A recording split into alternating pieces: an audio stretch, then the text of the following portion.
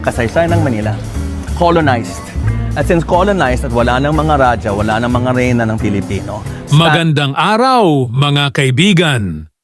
Sa episode na ito, ating pag-uusapan ang makulay at kontrobersyal na buhay ni Carlos Celdran, isang cultural activist, performance artist at kilalang tour guide. Siya ang nagbigay buhay sa kasaysayan ng Maynila sa pamamagitan ng kanyang natatanging Walk This Way tours at mga matapang na protesta. Samahan ninyo ako sa pagtalakay sa kanyang mga kontribusyon, mga kontrobersya at ang kanyang di malilimutang pamana sa kulturang Pilipino. Umpisahan na natin dito lang sa Pinoy Wisdom.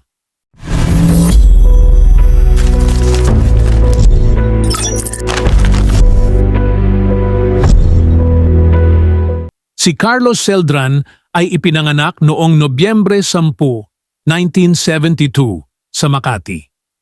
Mula sa isang prominente at may kayang pamilya, lumaki si Celdran na puno ng pagkahilig sa sining at kultura.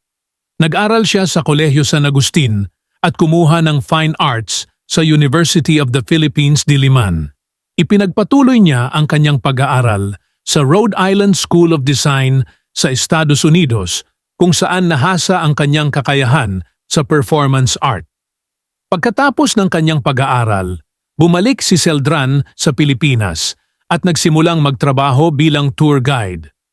Dito niya inilunsad ang Walk This Way Tours, isang makulay at dynamic na paglalakbay sa Intramuros at iba pang makasaysayang lugar sa Maynila.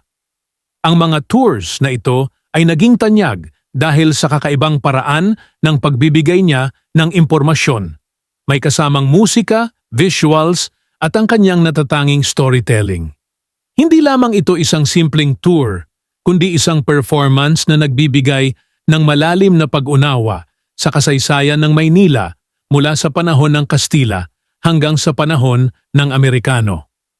Bukod sa pagiging tour guide, kilala rin si Celdran sa kanyang one-man show na Livin' La Vida Imelda, kung saan ipinakita niya ang marangyang buhay ni Imelda Marcos sa pamamagitan ng isang kritikal ngunit masiglang pagtatanghal.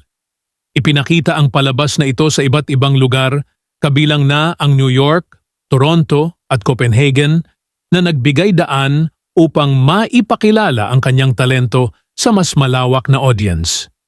Hindi lamang sa sining nakilala si Celdran, kundi pati na rin sa kanyang matapang na mga protesta. Noong 2010, naganap ang tinaguriang Damaso Protest. Suot ang damit ni Jose Rizal at may hawak na placard na may nakasulat na Damaso. Pumasok si Celdran sa Manila Cathedral habang ginaganap ang isang ecumenical mass bilang protesta laban sa pagtutol ng simbahang Katoliko sa Reproductive Health Bill. Ang kilos na ito ay nagdala sa kanya ng kasong offending religious feelings na sa kalaunan ay nauwi sa kanyang pagkahatol.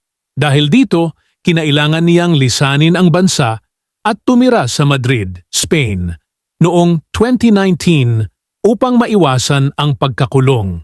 Sa kabila ng mga kontrobersiya, si Carlos Celdran ay patuloy na kinikilala bilang isang mahalagang personalidad sa larangan ng sining at kultura. Sa kasamaang palad, siya ay pumanaw noong Oktubre 8, 2019. Sa edad na 46 dahil sa cardiac arrest. Ang kanyang kamatayan ay nag-iwan ng malaking puwang sa mundo ng sining at aktivismo sa Pilipinas. Maraming tao ang nagbigay pugay sa kanya bilang isang makatao at matapang na boses na hindi natatakot magsalita laban sa mga bagay na kanyang tinutulan. At diyan nagtatapos ang ating pagtalakay sa buhay ni Carlos Celdran, isang tunay na simbolo ng sining, kultura at tapang.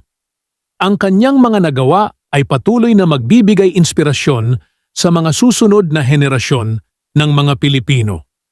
Huwag kalimutang mag-subscribe at i-click ang notification bell para sa iba pang kwento ng mga kilalang personalidad sa ating bansa. Maraming salamat sa inyong panunood at hanggang sa muli. Dito lang sa Pinoy Wisdom.